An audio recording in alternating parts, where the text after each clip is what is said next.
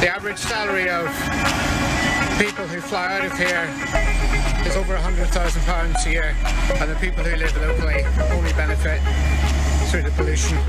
I'm streaming from London City Airport, and there's a gentleman who's climbed on top of the plane. In 1984 I did both summer and winter Paralympics. Didn't need lots of athletic prowess or strength. I couldn't believe that I actually pulled it off. And then I got my phone out and I started live streaming it. Okay, here I am, on top of a fucking airplane. What James was doing was so extraordinary. Everyone could see his extreme bravery. So you're under arrest, endangering an aircraft and public nuisance. I'm charged with a pretty serious offence, which could see me in prison for a long time. You know, I said this is for my kids, this is for all the kids. Seeing something like this be brought to court, it feels like the person who's well in this process is my dad. The sentence is 12 months imprisonment. I took a risk with the legal system. I don't know whether I want to say that it went wrong, I don't know. We face a much bigger risk for the future of the planet and species. We are the song upon the wind, we are the courage to stand forth, we are the change that now begins.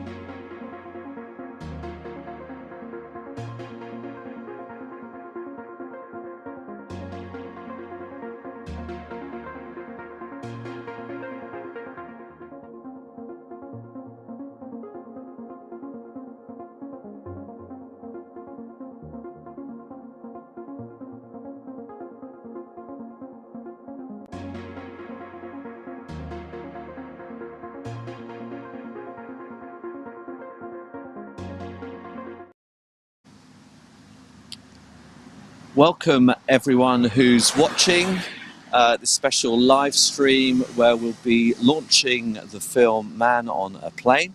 My name's Bernard Kelly, and I'm part of XR Wandsworth, and this is Serena, and I'm part of XR Lewis, and I was live streaming that day at London City Airport, and I come out of retirement specially at James's request to live stream here outside Wandsworth Prison.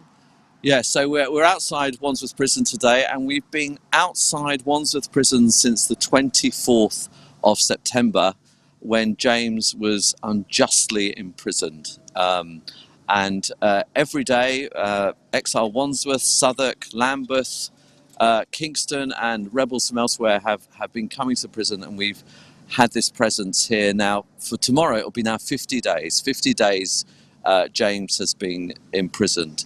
And we've been talking to members of the public as they pass by, and I've not had one conversation with anyone who thinks James should be in prison.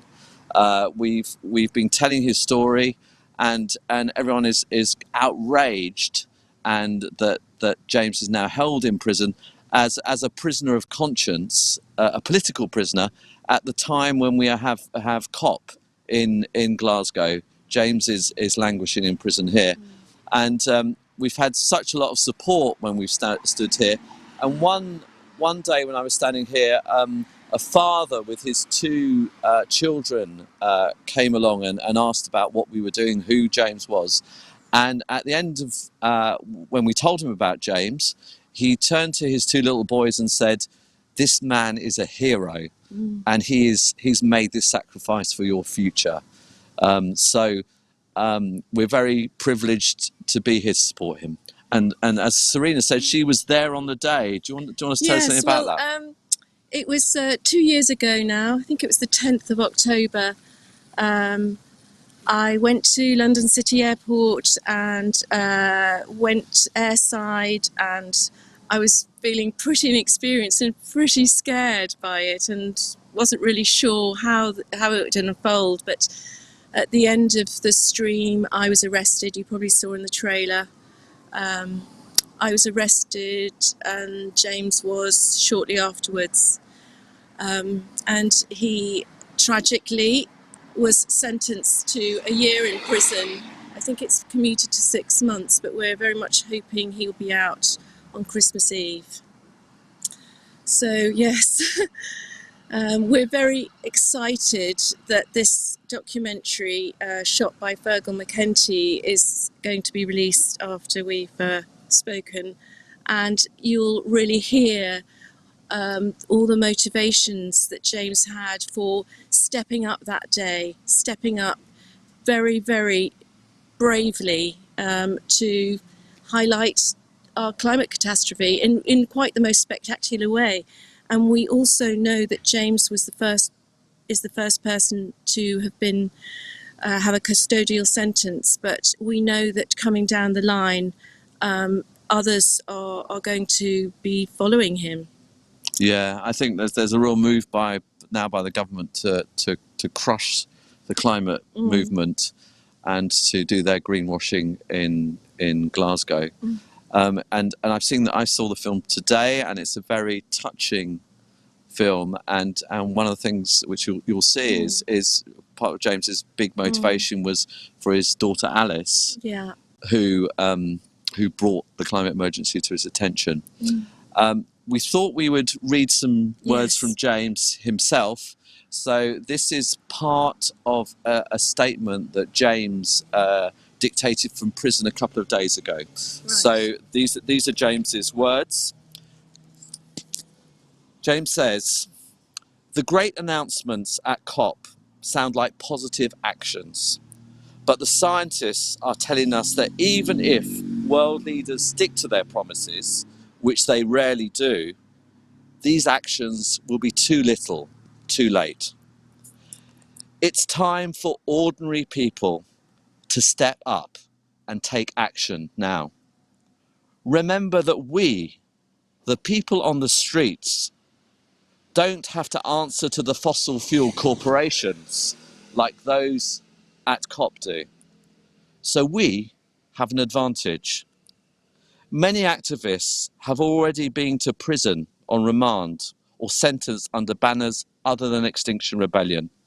But technically, I'm the first XR person to be handed an immediate sentence and the first peaceful protester to be put in prison since 1932.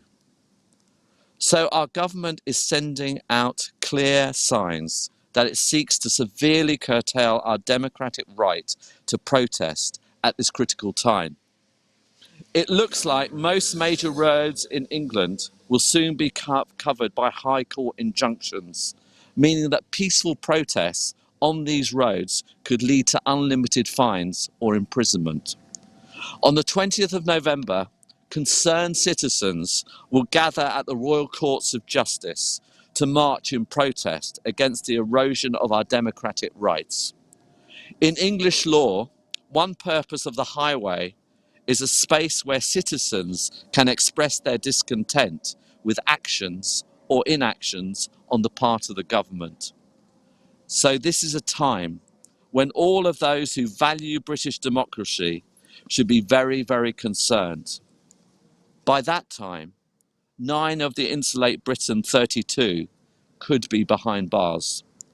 So, come to the Royal Courts of Justice in the Strand at noon on Saturday, 20th of November. And please, James says, please accept my apologies for my non-attendance. Oh, that was amazing. Thank you, Bernard.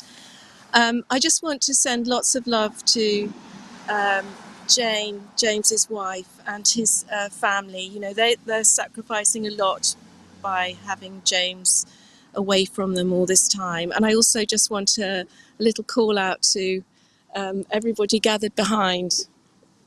Thank you for being here. So without further ado, let's watch the documentary.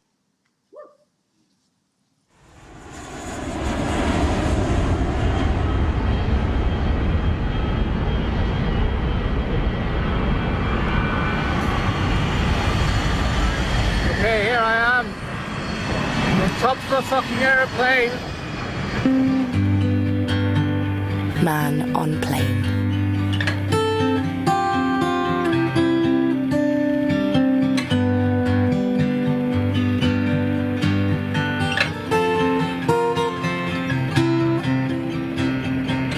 These are live pictures from the airport. The protester is James Brown. The view is better than a window seat, but don't expect meal service atop this British Airways flight at London City Airport. James Brown, a partially blind former Paralympic cyclist, clambered atop a British Airways plane after buying a ticket for the flight, halting its departure. Okay, I'm streaming from London City Airport, and as you can see, there's a gentleman who's climbed on top of the plane. The average salary of people who fly out of here is over £100,000 a year. And the people who live locally only benefit through the pollution. This is a remarkable sight. Here we are at London City Airport. He was bound on a flight to Amsterdam. You can see firefighters there on top of the plane trying to help him down from the British Airways aircraft at London City Airport. The former Paralympian and Extinction Rebellion protester had climbed on top of the aeroplane. He said he hates heights, but I managed to get on the roof. This is all about the climate and ecological crisis. We're protesting against government inaction on climate and ecological breakdown. Making the impossible possible. It's all about what's possible, you know? And that actually ties in with my action at City Airport. It's all about possibilities. It's all about whatever you think might not be doable, do you know what? It possibly is.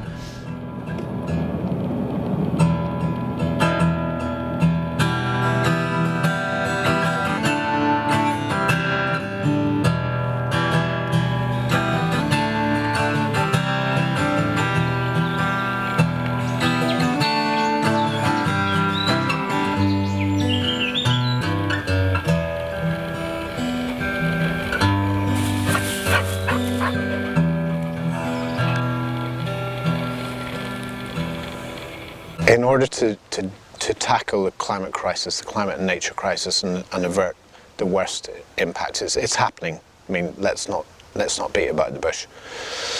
We are in a desperate situation, and what we have to do is pull together, and we have to imagine something different, and we have to make massive change.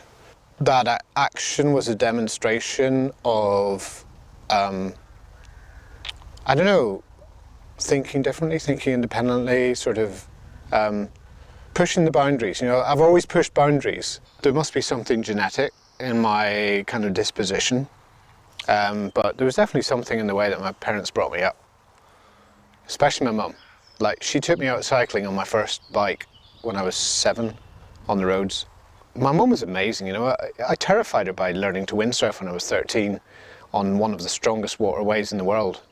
In Strangford Lough, you know, the tidal flow there is like 9 or 10 knots. Being a disabled person, I'm solving problems every day. When I go into the shop, I need to try and find something. I need to find the checkout. I need to deal with all of this new COVID stuff, like bollards on the floor and lines and perspex screens, which mean you can't see if there's anybody at a tail, and you know, so you're constantly troubleshooting every day, all the time. Like, there's a bus coming, okay, what number is it? Well, I can't see it. I'm going to have to find out another way of finding out what bus it is, you know. And when I'm riding my mountain bike around here, okay, I know the tracks really well, but I have to be really careful, and I just go through and I learn slowly. And then, you know, it's just a matter of just constantly solving problems if you've got a significant disability, I guess. So I've got that mindset already, and I tend to be quite sort of curious about, you know, how to find solutions to things. My first World Championship event was on cross-country skis when I was 17, I think. I'd only been skiing for a week.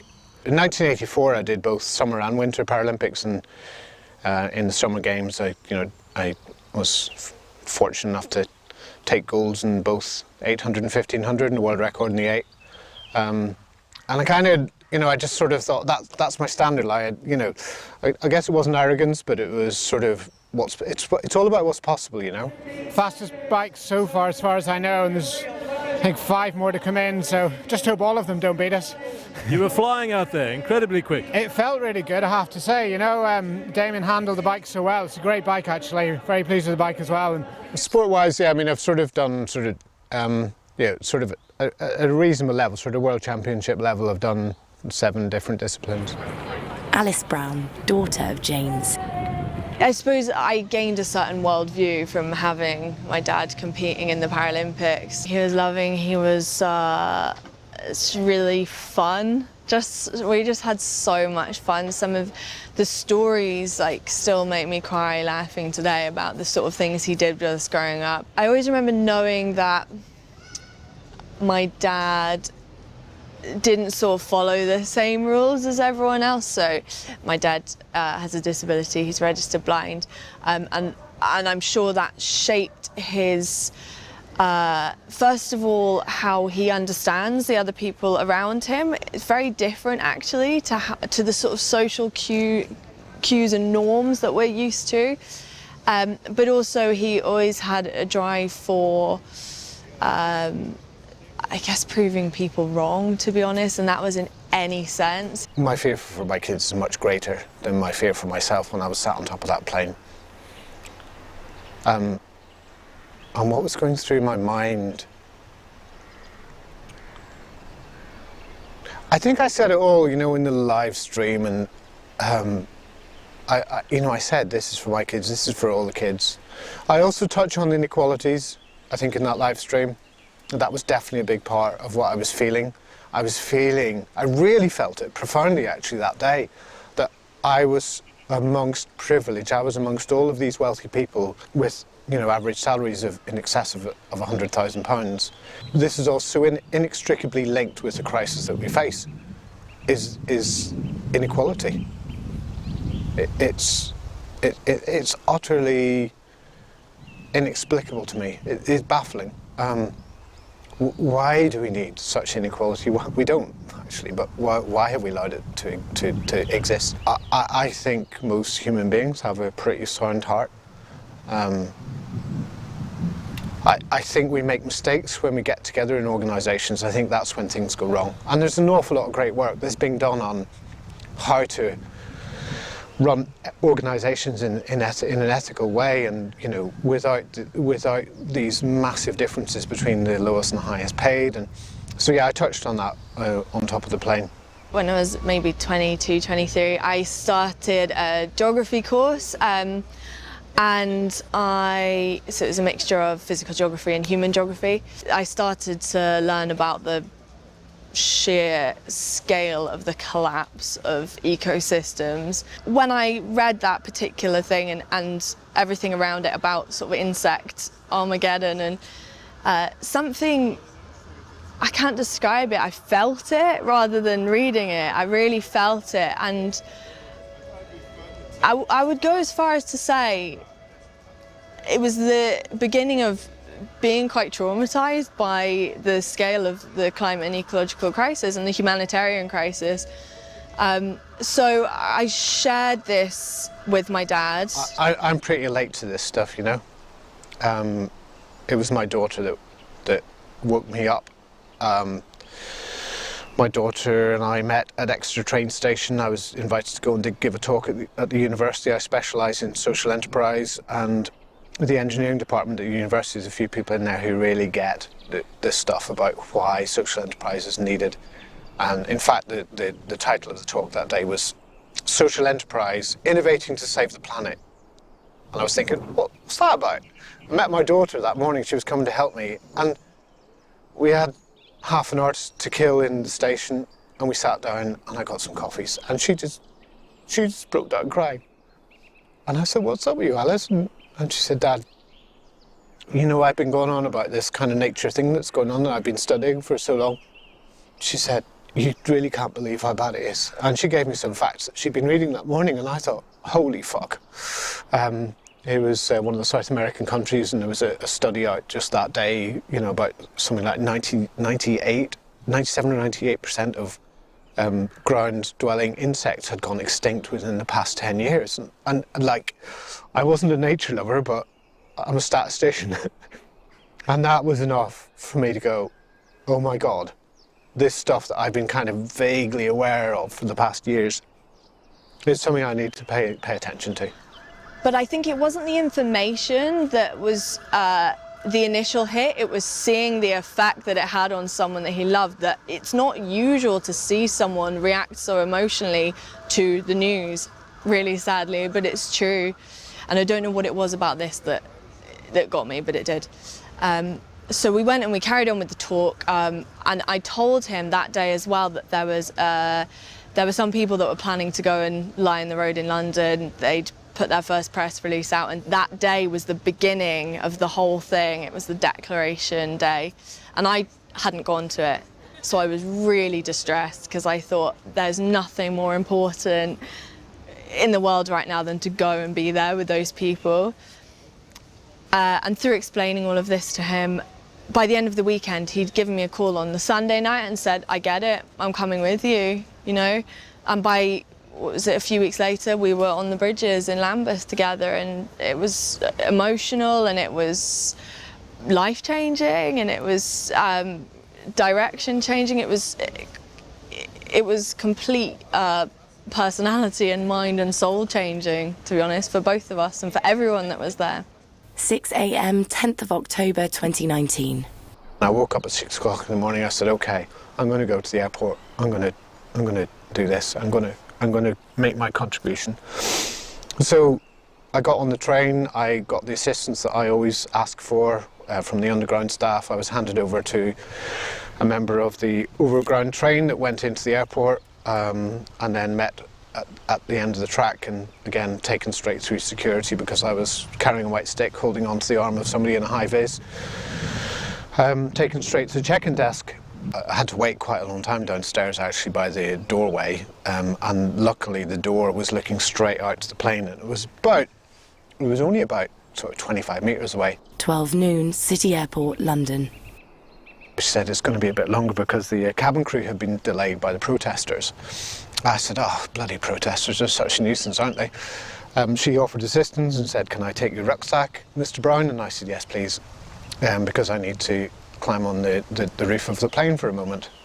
And she just looked at me, and within a couple of seconds, you know, I had performed the manoeuvre, and I was on top of the plane, and I could just hear her, as I was going up, I could hear her hand go over her mouth, you know, the way somebody's voice changes when the hand goes over there. Goes, oh my God, he actually did it! 1 p.m. on top of a BA flight, London to Amsterdam. 1 foot on the hinge, one hand on top of the door, and it was straight up. I'd say most people could do it. So, yeah, that was the start of it. That was the start of it. And then there I was for whatever period of time I was there. It didn't need lots of athletic prowess or strength. It was simply, you put your foot on one thing, you put your hand on something else, and you pull it up. I sat, first of all,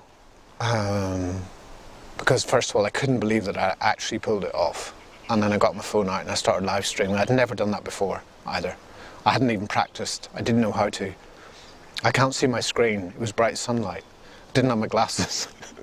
Somehow, I managed to get the live stream to work. And I can't work out to this day how I did that. I hate heights, I'm shitting myself. I managed to get on the roof.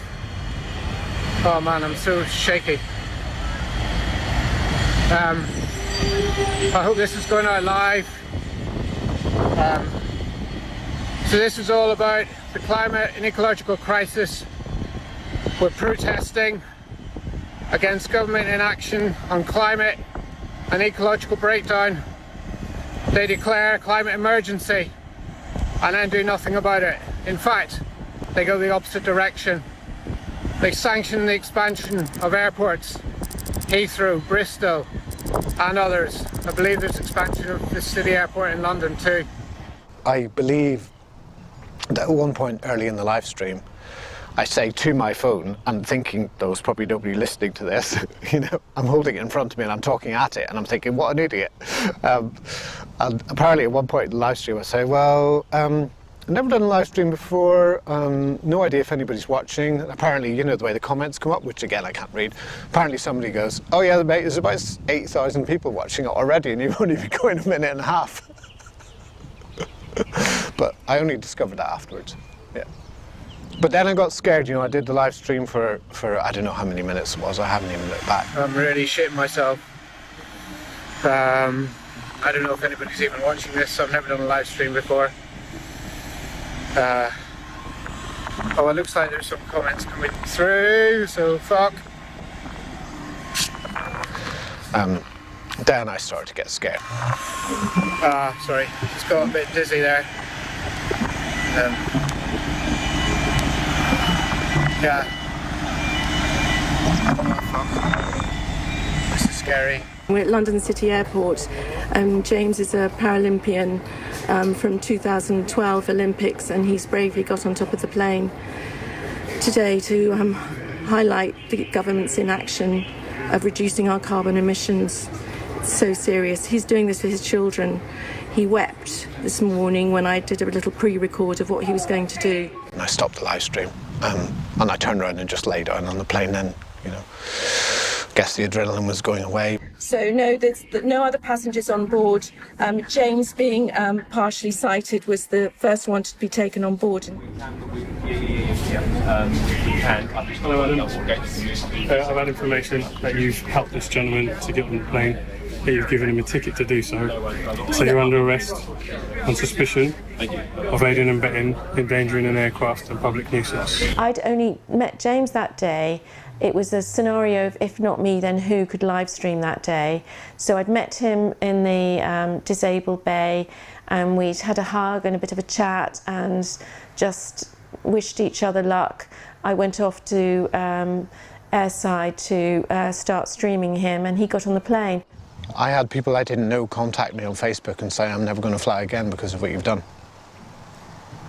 There were two sisters from Germany who were in the plane beside the one that I was sat upon, and they found me on Facebook and contacted me, and they said, we come to London fortnightly or monthly to visit our dad who's poorly. We're never going to fly again. We're going to come on the train.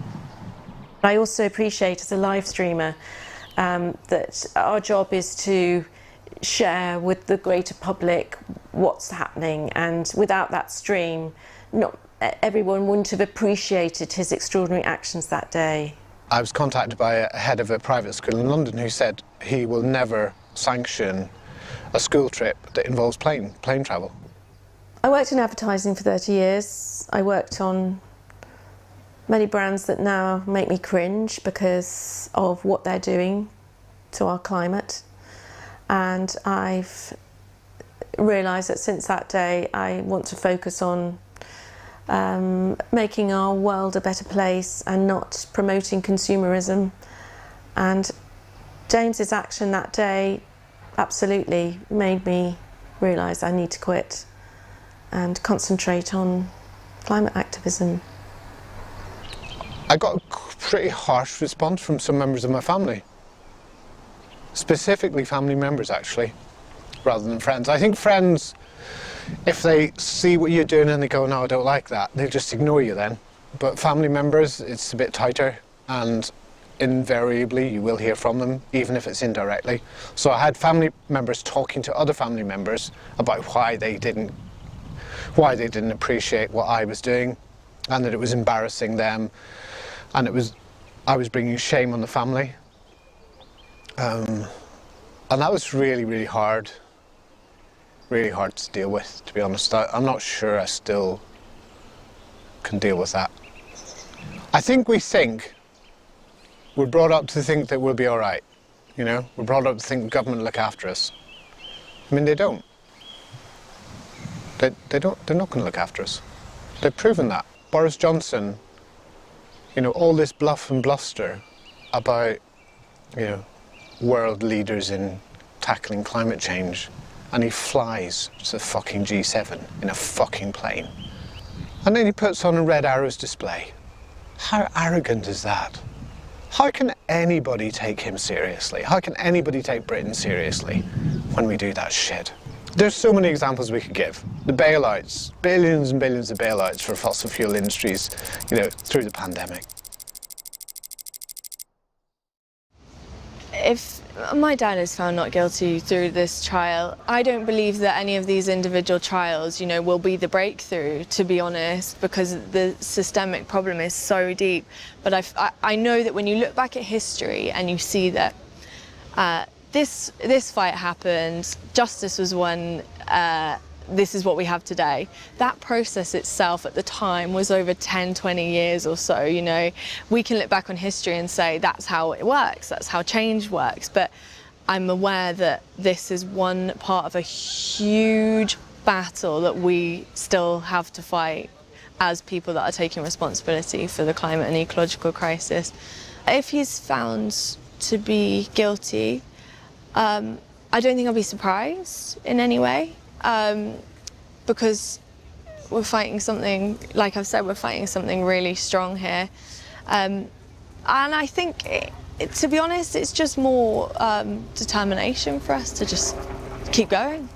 Like, there's everything to lose here, so there's also everything to gain by just carrying on the fight. So I feel apprehensive about the court case, of course. I'm charged with a pretty serious offence, which could see me in prison for a long time. I believe there is no limit to the prison sentence that can be handed down to somebody for public nuisance. There is, believe it or not, an actual offence specific, a bylaw specific to London City Airport, which says, effectively, thou shalt not climb on planes. I'm really, really hoping that I can make my case well to the jury and that they will get it, even if the judge doesn't. I think I'm fortunate in that the judge who's presiding over my case is the same judge that presided over the acquittal of the Shell 6. So I guess he's not going to want to see another acquittal. Since understanding what is really going on in the world, I've been profoundly affected. I mean, I didn't know how badly I was affected, but you know, when I look back on a year ago, I couldn't even think 10 minutes ahead. I was just existing from one minute to the next. I wouldn't say I wasn't suicidal, but I didn't want to live either. It was a really weird experience. I was just kind of existing in the middle of something. The support from others around me who are either involved in XR or not really get the crisis and the extent of it, the seriousness of it.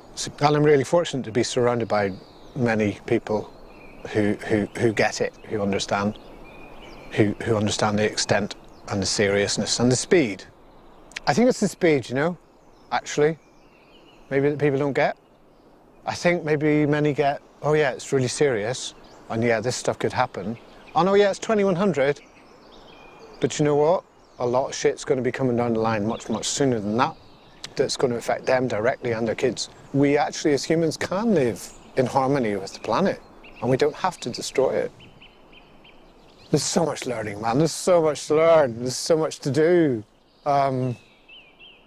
Yeah, and to do it together is just the most wonderful thing. If it wasn't for that, life would be unbearable. If it wasn't for the support and the camaraderie, and yeah, it would be impossible. Verdict hearing, 28th of July 2021. Judge Perrins was really careful to close down James Brown at every twist and turn to ensure that he did not use the defence of necessity, nor even imply it. Now, the crucial thing is that I think that if a jury hears a defence of necessity, they're far more likely to accept it, they'll understand it and understand why we do what we do. So I think that I was really astonished by the extent to which the judge really worked so hard throughout the 3 days to ensure that nothing mentioning necessity or even implying it was put to the jury.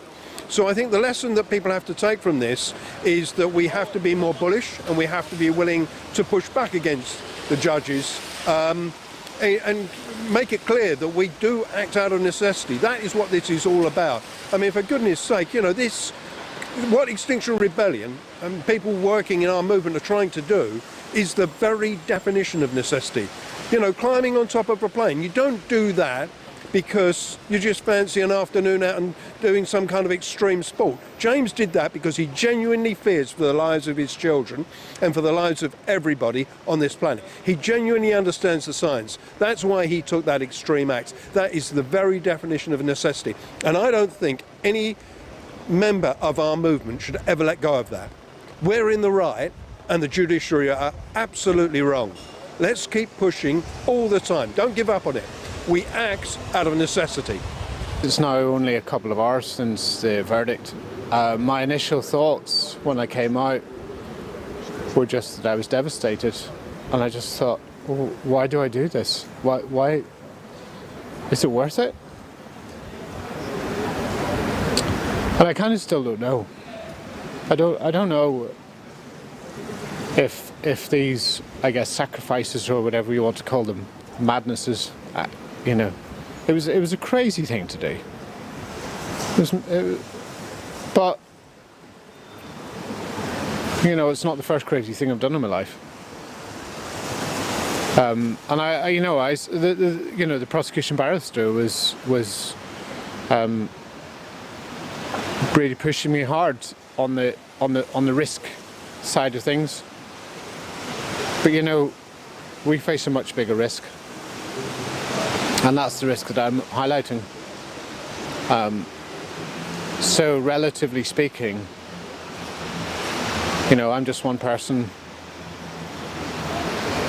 I took a risk with the legal system. I don't know whether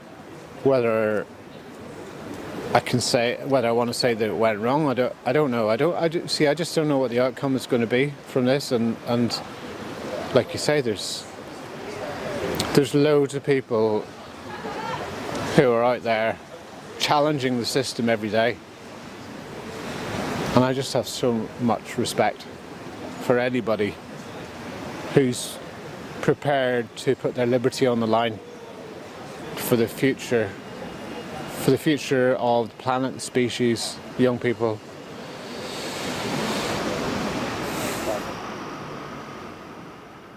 Sentencing hearing, 24th of September 2021.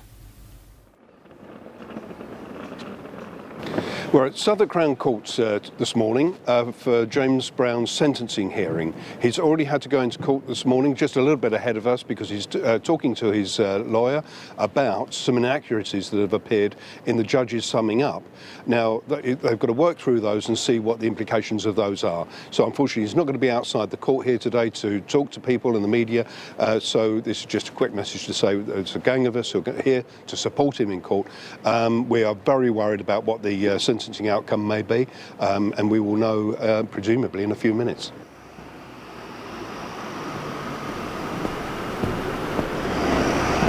The sentence is 12 months imprisonment, and so that means James must serve 6 months imprisonment and a fine added of, I didn't quite catch everything that the judge said, but it could have been a fine or a costs order of £3,500. Now, everybody in the public gallery was profoundly shocked by this.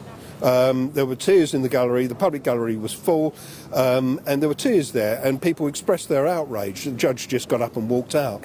And I think what is several elements to this are shocking. That is that James acted to protect life. He is a noble man. Fundamentally, he did what he did to try and save millions, potentially billions of people's lives. And so now he's going to spend 6 months in prison, a man who is partially sighted since birth, and subject to being exploited in prison.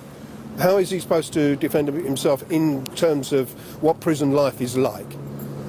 He is a vulnerable man, and the judge pretends that he is otherwise. I think, all of us are absolutely outraged. There's one other act of cruelty involved in this, which is that James is partially sighted, and he was struggling to hear what was said in court. And he was behind glass panels, and he had to press his ear up against a tiny gap between two glass panels to hear what was being said. It was so cruel and inhuman. So I was outraged and upset by the actual process in court, but particularly upset by the sentence. I don't know what else to say. I'm just profoundly shocked by what's happened in court. We all are here today.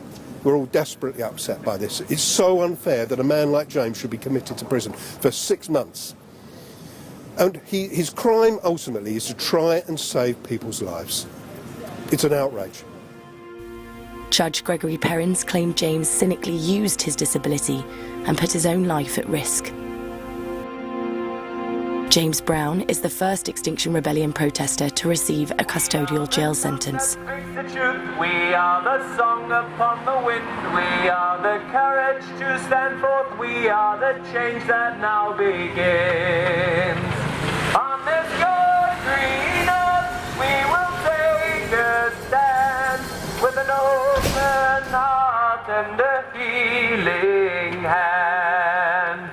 We are the tongue that speaks the truth, we are the song upon the wind, we are the courage to stand forth, we are the change that now begins.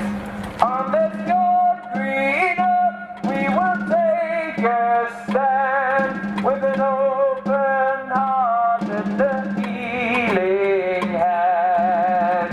We are the tongue that speaks the truth, we are the song upon the wind, we are the courage to stand forth, we are the change that now begins. On this good green earth, we will take a stand with an open heart and a healing hand. With an open heart and a healing hand.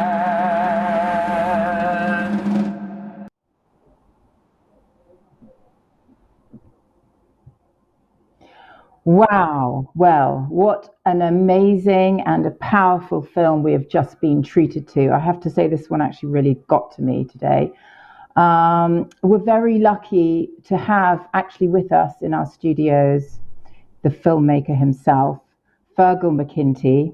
Welcome, Fergal. Thank you for coming. There you go. Thank you for having me on and for watching and actually for calling me to have a chat about this. Well, so what's amazing, this is the world premiere of our Man on Plane actually. Take us back to how you first got involved with this whole project. Where did it start?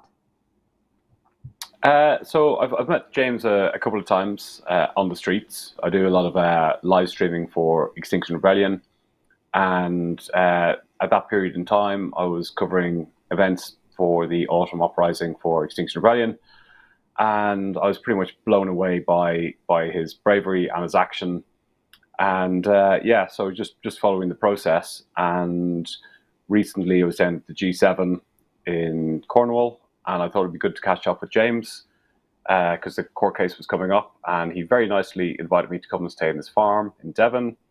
And I stayed in a yurt, and I spent time with his family and his wife Jane, and I shot a series of interviews with him, and collectively we put it together with footage from the existing live streams at the time, and we did a couple of more interviews and compiled it all, and we put in photography from Extinction Rebellion photographers.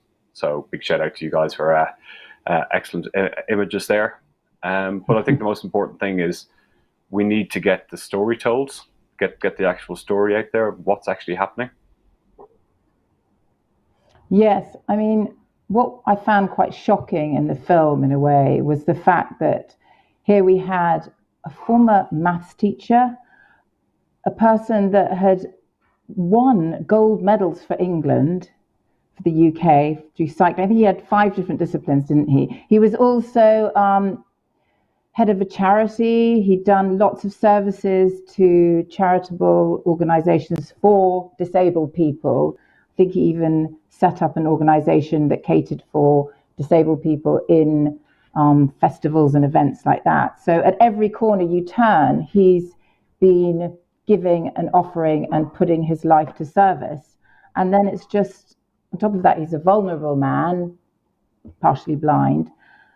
And then he's treated so basically abominably, really, in the court like that from the judge. Yeah, well, he summed it up himself with the with the fact that the Shell 6 had just recently been acquitted, and it was a jury trial, and the judge then, same judge who presided over the case, actually volunteered to take James's case on, and he was quite determined for the same thing not to happen again, and the jury found the Shell 6 innocent, and because of like the information in the case given to them, and it was presented on the need of necessity. And very cleverly, the Judge Perrin closed down the defense that James had prepared. He was representing himself, and he said to the jury, like, you're not to take on board like the case of necessity. So they did him on a public nuisance. So it seems to be like they were trying to, well, the judge is trying to make an example of James, and he basically came down very, very hard on him. Yes, interesting, because we have just been joined right now. I just had our man in the microphone telling me that we've got with us right now Raj Chadha, the lawyer for James Brown. Welcome, Raj. Can you hear us okay? I can hear you. Good evening. Sorry I'm late. Wonderful. Don't worry. Better to have you here. Great that you can join us. I don't know if you heard that last bit, but we were just discussing about how in the actual judgment, there was no understanding of this idea of defense of acting out of necessity for James. So I wondered if you could come in here and tell us about how this sort of came about. Why wasn't it listened to? The courts have consistently refused to allow the defence of necessity to be run in environmental cases. And that's now stretching back to thousands of cases that have arisen during the Extinction Rebellion protests. And I think it's a sort of fundamental failure to understand the nature of the threat, and a fundamental failure to allow the legal system to be flexible enough to consider that the threat is not when somebody is next to you pointing a gun at you, but the threat can be a wider and more serious threat than that. And I think the court system has failed James and failed many people in not allowing those defences to be run and allowing a jury or a tribunal of fact to determine that. Yes, exactly. Fergus, would you tell us how you feel about the fact this is the first custodial sentence, and what does that reflect for other activists coming down the line in terms of if they're getting arrested, what is the future? Well, it's a precedent that's been set.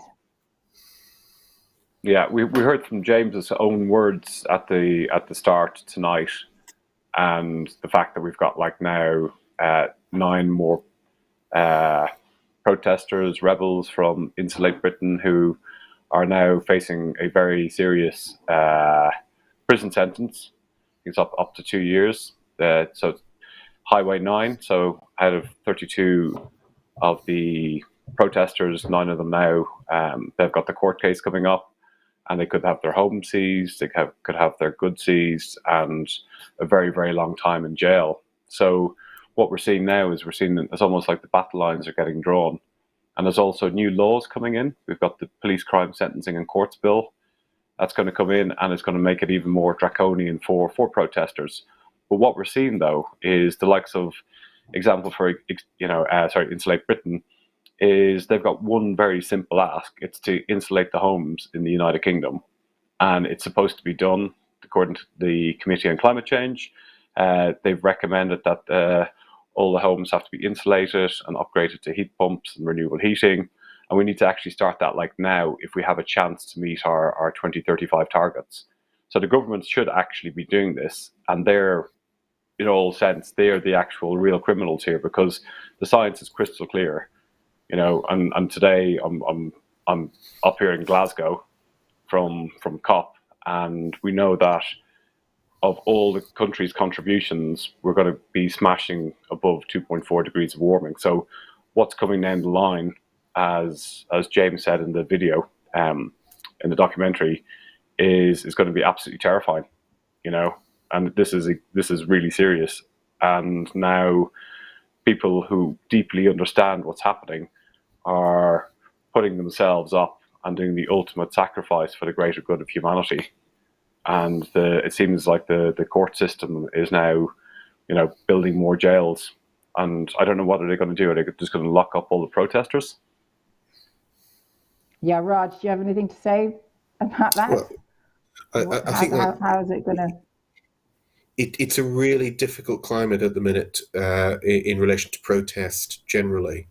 And it's been mentioned about the Insulate Britain case that's coming up next week, and there are a number of cases that are going to be coming up next year. And there's a real feeling that a lot of people are at risk of serious prison time. And I think, as you mentioned, James is the first person, we think, since the 1930s who's had a conviction so far upheld and gone to prison for peaceful protest. That's an astonishing indictment. And what I think the courts and the Parliament has to realise is that, you have these hundreds and hundreds of people taking this type of direct action. And I said in court, this is the largest campaign of civil disobedience since the suffragettes. And at some point, those in power have to understand what is motivating these individuals, many of which have never protested in their life before, to take this action. And that this issue is touching people and hopefully forcing action from governments in the near future. Fergal, I just wanted to touch a little bit on your background, actually, because I found it interesting that you did a master's in, was it renewable energy or science, somewhere there? Renewable energy. Background, yeah. Tell us about your background. There we go. I used to be I was a surveyor working in Islington Council and several other London boroughs, and with the environmental health departments. And I used to volunteer doing lots of green stuff. And with Friends of the Earth came along, they had the Big Ass campaign in, I think, 2005. And then I realised actually how bad the situation was with the climate. And I was doing voluntary, getting people to switch off their lights and everything, and realised actually we need to go 100% renewable. So I went and did a master's in the Centre for Alternative Technology in Wales. And then I was installing heat pumps and solar thermal, solar PV, and got to about 2015, had a small little company, and the government comes in and got rid of the feed-in tariffs, got rid of onshore wind, they got rid of R&D grants for wind and wave technology, they sold off the Green Development Bank, they got rid of Warmfront and passed 2030, which is the home insulation program. I couldn't believe it. It actually motivated me to join Greenpeace, their nonviolent direct action. And I was just so outraged. And then I got political as well and joined the Green Party. And I was just pretty much trying to do everything possible. And then Extinction Rebellion came along. And the first protest I took part in just after the bridges was against the BBC. And media has actually been my biggest hate in pretty much all of this. Yeah, I mean, this is the real crunch issue, because what you have activists being demonized by the media without realizing actually, why they're there, the reasons that they have to. There's no other choice to highlight things because the government isn't doing anything about it. So, how do you feel the role of media and the press have had generally in the past now? What's your thoughts on that? I think they're the huge part of the problem. I think the media, the government, and big business, the top 1%. It's a very closed club, and you look at what's going on. We've got these think tanks that nobody knows who funds them. They influence governments. Then on top of that, we get the likes of the BBC quoting information coming from 55 Tufton Street, which is a think tank that we don't know who actually sponsors them. And on the other side of it, we've had in 2019, when James took this action, the BBC was still bringing climate change deniers onto our public broadcaster to debate climate scientists and argue against it. So the likes of the BBC, the mainstream media, the tabloid newspapers, the 4 billionaires who control 70% of our media, they all have a lot to answer for. And people are going to be looking back in history and they're going to be judging the media for, why didn't you tell us what was going on? And a perfect example is, we're up here in COP26, and most of the activists coming up here know it's already a failure. But what's really shocking is the amount of people who don't actually have an understanding of what's going on. And even in the media still, they're not reporting about what's actually happening. So it's, I think, I'll talk to you later, Raj. Maybe we can put a case in against the government. Let's keep trying. Yeah. So Raj, so if you have a peaceful, so let's say with the government, you want them to move. So then all you're left to do is do an action, a non-violent action, a peaceful protest. That, a few years back, there was no problem in doing that. But now, if you wanted, any old person, ordinary person, wanted to go out and just do a very peaceful demonstration, stand on a bridge or whatever it might be, they are effectively now risking being arrested and thrown into prison. Would you say what's the climate, what's the atmosphere for people now, and what's changed in this last year with this last bill coming in, sneakily coming in this last year? We'll actually probably start with that in the last year there's been the most positive case in the Supreme Court that there's been for many, many years, in which they held that those that conduct obstructive protests, who sit or lie in the middle of the road, even when they're locked on, they are exercising their right to free speech.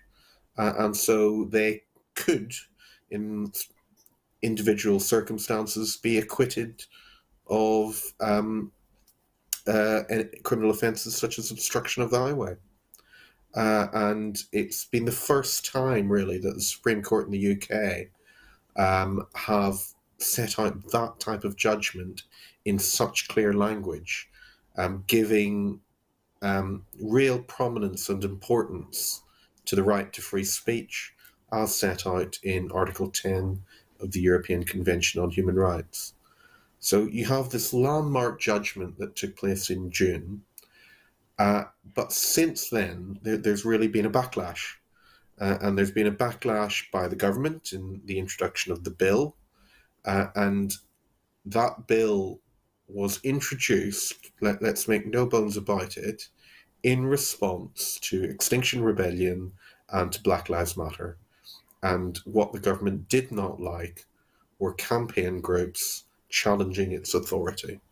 And there's something insidious about a government that seeks to silence opposition groups in that way.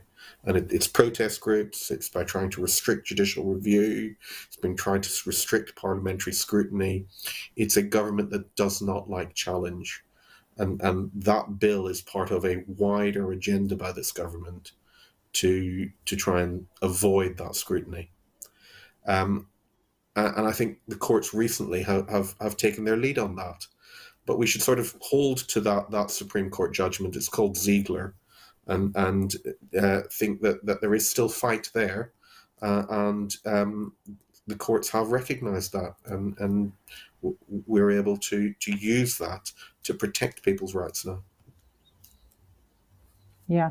And Fergal, let's go back to our gold medalist.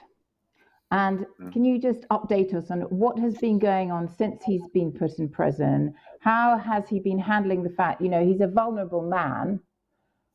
What's it been like for him in prison so far, and how's the future looking for him? Yeah, so obviously prisons are not really set up for partially sighted or people who have disabilities.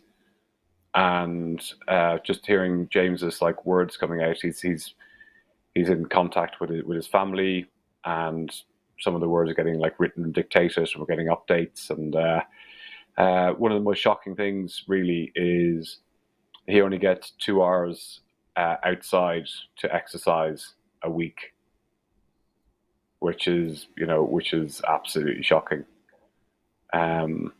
So yeah, it must be, obviously it's pretty tough for him. But he's come out with some really positive statements. His mind is clear. He's very well focused. Yeah, maybe Raj could jump in on this one as well. Yeah. Raj? It astounds me. It's just again pretty disgraceful that somebody with this type of vulnerability was sentenced to prison without even any thought as to what might happen, and it's just the day-to-day things that are difficult enough in prison in a way. And so I saw James last week, and he was saying that prison life is governed by a sort of computer kiosk that you order your meals on, you sort of order who you want to be able to speak to. Everything in life is governed by that. And there's no provision for somebody who's partially sighted. And he relies on the goodwill of others to help use that kiosk. And I just find that troubling that firstly, the sentencing judge didn't give any thought to that whatsoever. And then secondly, the prison really haven't put any adjustments in to assist James. And certainly we've written to the governor, we've pointed it out to the Court of Appeal, and we want his appeal to be heard as a matter of urgency and for him to be released on bail. Yes, it's quite it's quite shocking, really. I mean, for him now, you've got an appeal going on at the moment, I believe, don't you? Yeah, we've got an appeal. The plan? So there's an appeal against his conviction and an appeal against his sentence. And we envisage that will be heard within the next 2 or 3 weeks, we hope. It will be potentially a high-profile appeal that will go before one of the most senior judges in the country. And we will argue, firstly, that his conviction was unfair and that he shouldn't have been charged with this offence of public nuisance. That is an offence that is, under the common law, is judge-made, if you like. And there is a general rule that if there is an offence that Parliament has already designated, the prosecution authorities should use that rather than backfill with any judge-made law, because Parliament has specifically considered that issue and said this is what the penalty should be. And somewhat strangely, there is a bylaw in City Airport authorised by the Secretary of State, which makes it a criminal offence to stand on a plane. And the penalty for that is a fine. So one has to question why the prosecution authorities themselves usurped the role of Parliament and decided that that wasn't enough. They have to turn to this alternative offence called public nuisance. And so we're appealing the conviction on that basis, and that James was exercising his right to free speech. And then secondly, that the sentence was inappropriate and excessive, bearing in mind that he was in a protest case. Yeah. Fergal, bringing Fergal back in here again, just on a very basic level of, you have people that are motivated to do non-violent acts of, I guess it's demonstration, for whatever reasons have got them off their seat and onto the streets. How would you answer people who just normal people are reading the mainstream media and they think, God, what a pain. These people on the streets gluing themselves up. We're trying to get to work. What do they think they're doing? We're just ordinary people working and they're causing trouble. It's an absolute annoyance and inconvenience and stupid people. That kind of attitude where they don't really get it. What are your thoughts on that? Well, the whole protests are never set out to actually annoy or like to stop ordinary people. It's to get the governments to actually act. And what we've seen the likes of like protests in Parliament, and it's amounted to like very little, and they have done a little bit, but in the wider context, the fact that we've got over 4,200 people have been arrested in the last couple of years just with the Extinction Rebellion, it just shows that like the governments are still not listening. The governments are still, funding fossil fuel expansion, coal expansion here in the UK. They're giving more licenses to oil and gas fields, more road building, 30 billion to road building, airport expansion. All these things fly in the face of the climate science. And what you've got is people who are genuinely fearful and terrified for their future and their children's future. And the minor inconvenience of a protest compared to what's coming, it greatly outweighs people sitting on the road for an hour or two. And when people do, they're fully ready to actually take their own actions and to give their names, to get arrested and go through the courts and to fight it there. So I think a lot of people who see the protesters don't actually understand, or they actually don't want to understand how severe the situation is. And if you think about it, look at COVID. It's a mindset. It's people. It's burying their heads in the sand. It's something that doesn't happen here. It happens somewhere else. It's a weird kind of human. It's a problem that we've got. So we've got a problem that, science is so abundantly crystal clear. We're juggernauting towards the end of towards a cliff here, and everybody's on board. And unless we do some drastic action, we're all going to go down together. And the vast majority of people still haven't come to actually really deeply and morally accept that we're in such a grave situation, and they can't connect with that. And it's a lot easier to go and attack the messenger. And we've seen that recently. We've seen some of the absolutely outrageous attacks on some of the insulate people sitting peacefully in the road, getting sprayed with ink, getting physically attacked. They're the ones who are actually at most danger of getting run over. And the roadblocks that they've done compared to, flooding in the UK, snow, anything else is actually a tiny fraction. So the reaction from people is actually disproportionate. And the worst is, I have to say, is the right-wing media, and they're trying to whip everybody up into a frenzy and making an enemy of the messenger. So I'd say to anybody who doesn't still quite get it, go and read the latest Cheltenham House. It's a risk assessment report that just came out a couple of weeks ago, and it spells crystal clear what is coming down the line. And people need to actually take responsibility and start understanding what's going on. And we need to have more people protesting, more people lobbying the governments. We need to just redesign our whole economic system. How has the media managed to get away with just giving one point of view,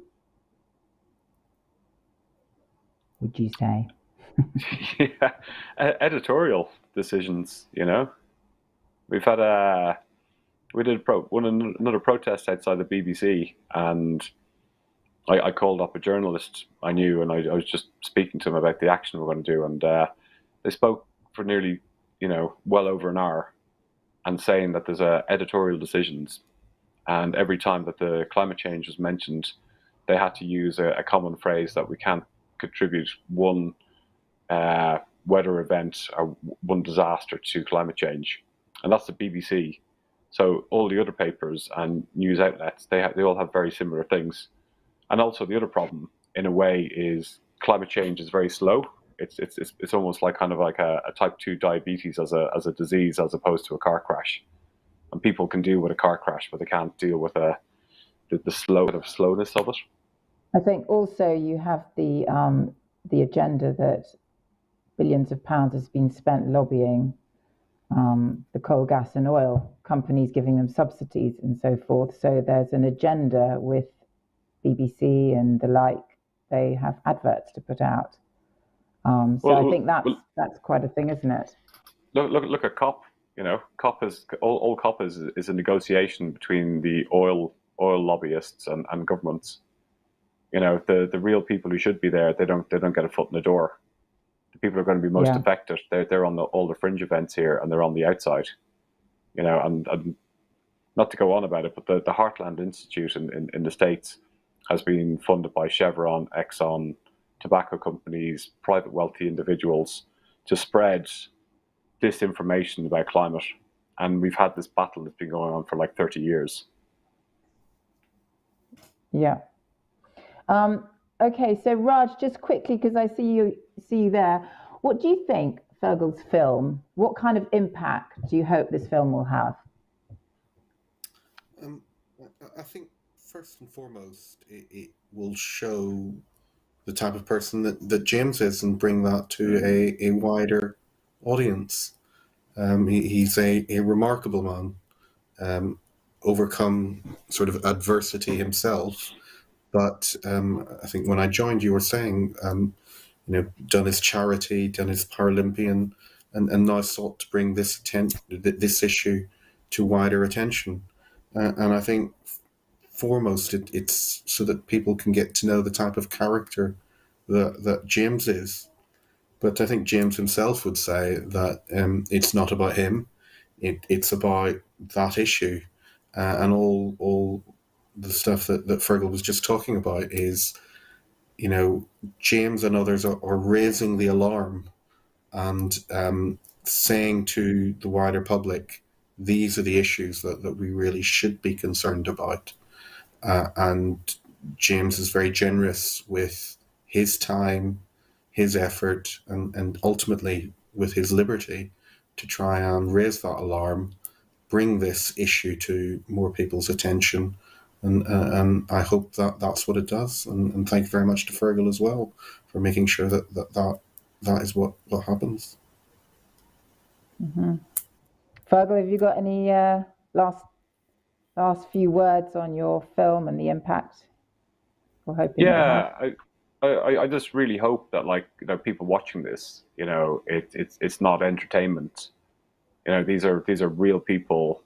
These are real people going to jail. There's more people going to jail, and if you're just passively watching this, then you're not actually helping the problem. You should, you need to actually go and take responsibility yourself. You can start off by sharing this. We need to get the stories out of the actual individuals collectively of why they're doing this. And I've spent a long time on the streets with Extinction Rebellion covering protests, and I've seen so many different people arrested, and talked to everybody from crusties to climate scientists to doctors, nurses, grannies, granddads, from all different walks of life, all different religions. It's the most colourfully eclectic mix of people you could ever meet is going out to the streets, and there's a lot of genuinely warmth and goodwill there for people to actually do something, collectively. And before doing this type of protesting, I had a kind of a very normal, group of friends who were all very similar. And now my collective, my activist friends are spending time with James on his farm for a couple of days and really getting to know him and his family. And, it was absolutely wonderful, and, what's going to bring us through this crisis, because it is a crisis and it's going to get worse, is we have to build communities and we have to reach out and all work together. So, and I'd actually just like to add, collectively, and I'd just like to actually do a couple of quick shout outs there. this shooting this documentary was it's the first time I've done it, and I had a very patient editor who did an absolutely fantastic job of dealing with me, of trying to put things in order. And we've also got people that could not be named because they actually work for the very organizations that we're talking about, and their hands are tied, but they do an incredible amount of work as well. So a big shout out to all the people who can never be named, but keep doing what you're doing. Great. That's wonderful, Fergal. I think we're going to have to wrap this up now. Thank you for joining us, Raj. Great that you managed to hop in there. We weren't sure whether you were coming or not.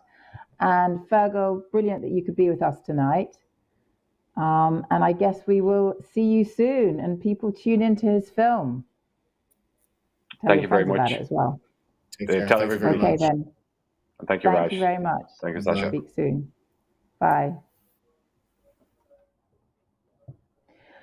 Okay, don't forget to tune in to cop26.tv/live from 12 noon tomorrow, where we will be covering all sorts of events inside and outside COP with our program Cop In, Cop Out. For the moment now, it's good night from all of us at COP26 TV.